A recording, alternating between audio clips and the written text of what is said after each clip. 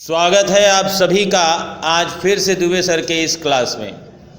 प्यारे बच्चों, आज हम सब मुंशी प्रेमचंद जी की रचना महाजनी सभ्यता के प्रश्न उत्तरों के बारे में पढ़ेंगे और जानेंगे कि इसमें से क्या कुछ MCQ एंड SAQ आपके पाठ में पूछा जाता है।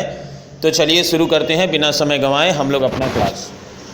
आपका पहला प्रश्न इस पाठ से है, महाजनी सभ्यता किस विधा की रचना है?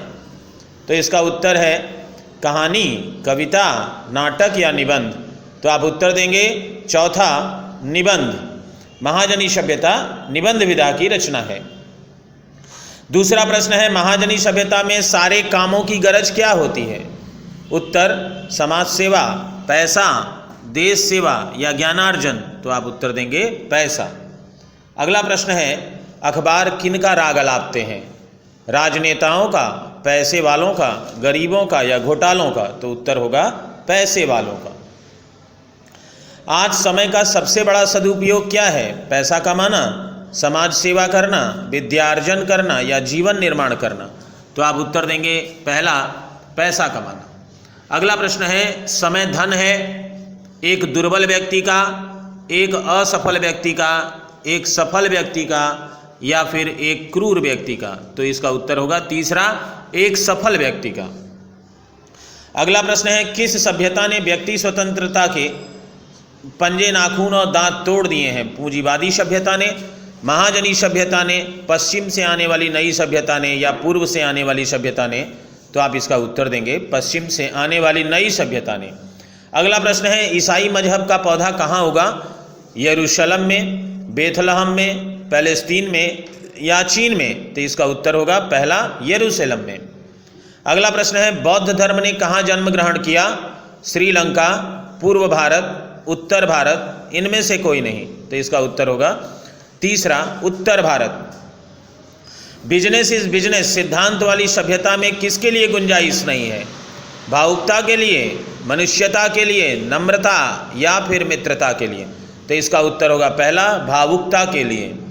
अगला प्रश्न है, लेखक के अनुसार महाजनी सभ्यता में रक्त पिपासु सिद्धांत कौन सा है? व्यवसाय वाला सिद्धांत, न्यायशीलता का सिद्धांत, साम्राज्यवाद का सिद्धांत या इंसानियत का सिद्धांत? तो इसका उत्तर है पहला, व्यवसाय वाला सिद्धांत। अगला प्रश्न है, मानव समाज अखिल विश्व में है एक, अनेक, अलग, संपूर्ण? तो इसका उत्तर होगा पहला, एक। अगला प्रश्न है, महाजनी सभ्यता किस पर कटाक्ष है? साम्यवादी सब व्यवस्था पर, पूंजीवादी व्यवस्था पर, सामंतवादी व्यवस्था पर और उपरोक्त में से कोई नहीं? तो मैं आप लोगों को बता दूं कि मुंशी प्रेमचंद जी ने महाजनी सभ्यता निबंध पूंजीवादी व्यवस्था पर व्यंग किया है। पूंजीवादी व्यवस्था पर प्रश्न चिन्ह के लिए उन्होंने बताया है पूंजीवादी व्यवस्था के बारे में, उसके विरोध में, उसके अगेंस्ट में, और पूंजीवादी व्यवस्था से क्या कुछ नुकसान है और किस प्रकार का माहौल है, वो सब कुछ आपको उन्होंने इस पाठ में बताया है। तो आप इसका उत्तर देंगे पूंजीवादी व्यवस्था पर उन्होंने कटाक्ष किया है। अगला प्रश्न है, बलवान भुजाएं और मजबूत कलेजा किस सभ्यता में जीवन की आवश्यकता मानी जाती थी? जागीरदारी सभ्यता, महाजनी सभ्यता, पूंजीवादी सभ्यता या मानव सभ्यता? उत्तर होगा जागीरदारी सभ्यता। आदमी के दिलो दिमाग, समाज की व्यवस्था किन नियमों द्वारा संचालित होती है? महाजनी सभ्यता द्वारा बनाए गए नीति नियमों पर, साम्राज्यवाद के नियमों पर, राजा के द्वारा बनाए गए नियमों पर या इनमें से कोई नहीं? तो उत्तर होगा पहला, महाजनी सभ्यता द्वारा बनाए गए नीति नियमों पर। आज जीवन का सर्वोत्तम उपयोग क्या है? विद्यार्जन करना, पैसा कमाना, दीन दुखी जनों की सहायता करना या इनमें से कोई नहीं? उत्तर होगा पैसा कमाना। अगला प्रश्न है, इसमें भावुकता के लिए गुंजाइश नहीं है, इनमें से क्या संकेतित है? नर्क, भ्रमण, व्यवसाय या नौकरी? तो इसका उत्तर होगा तीसरा, व्यवसाय। जहां किसी ने इस सिद्धांत की आड़ ली और आप लाजवाब हुए, इस सिद्धांत से क्या आशय है? धन ही सर्वस्व है, व्यवसाय ही व्यवसाय है, समय ही धन है या इनमें से कोई नहीं? तो उत्तर होगा व्यवसाय ही व्यवसाय है। धन्य है वह सभ्यता, यह कथन किस पाठ से लिया गया है? महाजनी सभ्यता, मैं नर्क से बोल रहा हूँ, बिगड़ैल बच्चे या बहता पानी निर्मला? तो मैं बता दूं कि चूंकि आज हम लोग महाजनी सभ्यता पाठ से सब कुछ पढ़ रहे हैं, इसलिए इस प्रश्न का उत्तर महाजनी सभ्यता ही होगा। लेकिन मैं बार बार कहता हूं कि जब सामूहिक रूप से यह प्रश्न पूछे जाएंगे तब आपको उसका उत्तर देना कठिन हो जाएगा, इसलिए आप ध्यानपूर्वक इन लाइनों को अपने दिमाग में बैठा लें। अगला प्रश्न है, मनुष्य समाज दो भागों में बट गया है, इस पंक्ति के वक्ता कौन है? विद्यानिवास मिश्र, यशपाल, जैनेन्द्र या प्रेमचंद।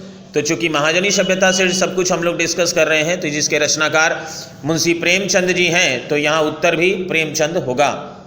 अगला प्रश्न है, उन्हें उसमें जरा भी दिलचस्पी नहीं है, उन्हें से संकेतित पात्र कौन है? महाजन, डॉक्टर, छोटा लड़का या रोगी। तो उत्तर होगा डॉक्टर। समय ही धन है, वक्ता कौन है? अज्ञेय, मनीषा कुलश्रेष्ठ, विद्यानिवास मिश्र या मुंशी प्रेमचंद। तो यहाँ फिर से आप उत्तर होगा मुंशी प्रेमचंद, क्योंकि इस पाठ के रचनाकार मुंशी प्रेमचंद जी हैं। अगला प्रश्न है, महाजनी सभ्यता में किस व्यक्ति का उसूल क्या होता है? सभ्य समाज का निर्माण करना, समाज को उल्लू बनाना, समाज का उत्थान करना या समाज का कल्याण करना।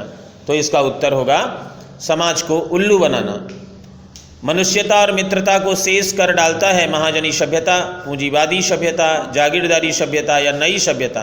तो आप उत्तर देंगे नई सभ्यता। अगला प्रश्न है, महाजनी सभ्यता में व्यक्ति के भाव किसके अधीन हो गए हैं?